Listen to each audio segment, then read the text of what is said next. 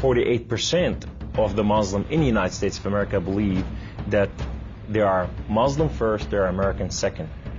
Our purpose is to change this culture because they're infidel, and what they're doing is not pleasing to Allah, and we are the soldier of Allah who will make them do it. Kamal Salim was born in Lebanon to a devout Muslim family. As early as 4 years old, he remembers sitting at the kitchen table while his mother taught him about the Quran and his duty to Allah and jihad. From my childhood, my mom said, one day you'll be a martyr, my son. You will die for the sake of Allah and you will exalt Islam. She said, if you kill a Jew, my son, your hand will light up before the throne of Allah, and the host of heaven will celebrate what you have done. Kamal was 7 when his parents sent him to Muslim training camps to learn to use weapons and engage and kill the enemy. The boys were also taught another, more subtle form of warfare. We were training for what's called culture jihad, which is shifting cultures. Culture jihad it's unlike the sword, unlike the rifle, it is the jihad that will come into your world. By his 20s, Kamal was chosen to wage cultural jihad on America. In Islam, liberty, freedom, monarchy, all these are idols, and these must be brought down. So the liberty that you have in the United States of America, it's anti-Islam. So America must be changed. So I moved to the Bible Belt specifically.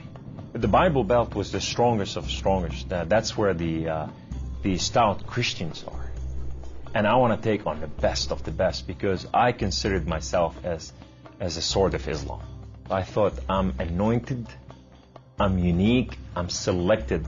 I'm coming to a country and a culture to change it, and I have the power of Allah with me. In the early 1980s, Kamal entrenched himself in a small Midwestern town. He began targeting men from poorer neighborhoods to recruit them to the Muslim faith. But one afternoon, his life would be in the hands of those he hated the most. I was going from one place to another to do a recruitment, and that day I had a car wreck. The car wreck was so severe, I ejected out of my car, landed on my neck, broke my neck in 2 places. This man came running to me, and he said, don't worry. We're going to take care of you, and everything's going to be all right. The ambulance came and picked me up, and now I go to the hospital. The orthopedic surgeon in the emergency room looked at my chart, and he just said, son, we are going to take care of you, and everything's going to be all right. The second day, I wake up in the hospital, and this head of physical therapy, come and read my chart, and he turned around and he said the same thing, word for word. We are going to take care of you. At first, Kamal was frightened by their words, because these men were all Christians. You see, in terrorism, if they said we're going to take care of you, you'd better run. Surgeries to repair Kamal's broken neck were successful, but recovery would take weeks. After being discharged from the hospital, he would need someone to care for him while he recuperated. Kamal had no one, so the orthopedic surgeon opened up his own home to this stranger. In his home, they put me in the choicest room, in the most beautiful thing. I became like part of their family. They didn't see me any different. And now they have a basket that says for Kamal. They put in money to free my bills from the hospital. Kamal was overwhelmed with the outpouring of Christian love. As he recovered, he began to help out around the house with cooking and cleaning.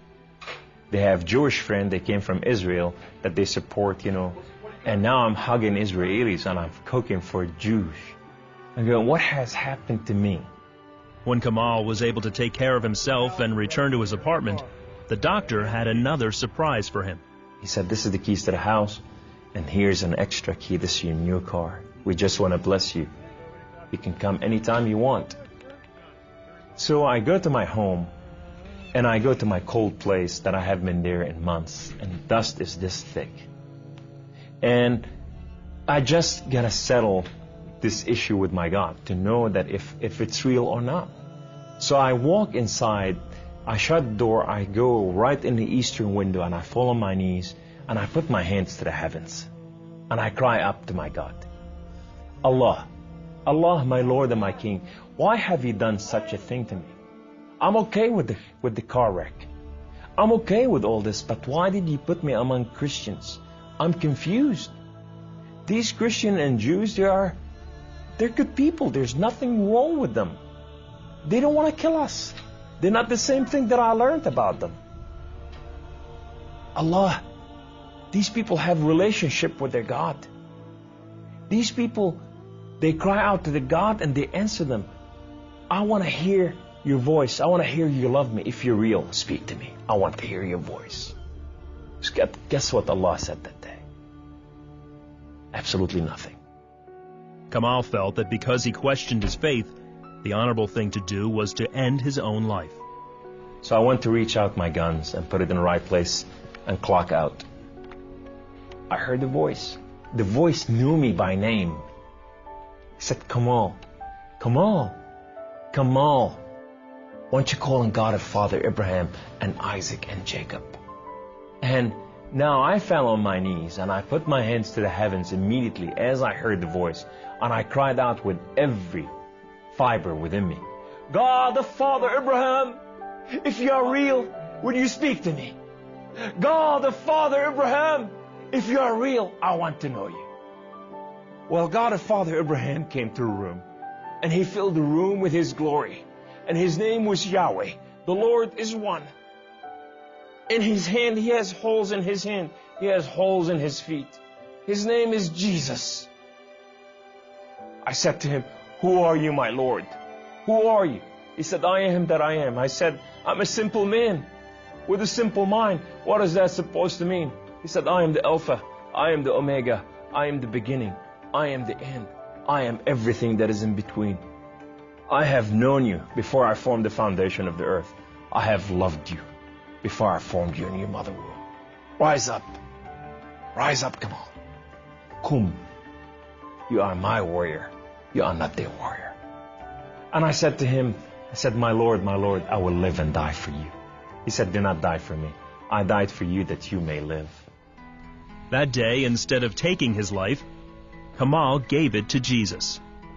He now has a new mission and travels the country challenging Muslims to question their allegiance to Allah. My heart desire is to reach out for my brothers and sisters, the Muslim out there, 1.5 billion Muslim, that they are living out there and they have not tasted the freedom, and that freedom in God.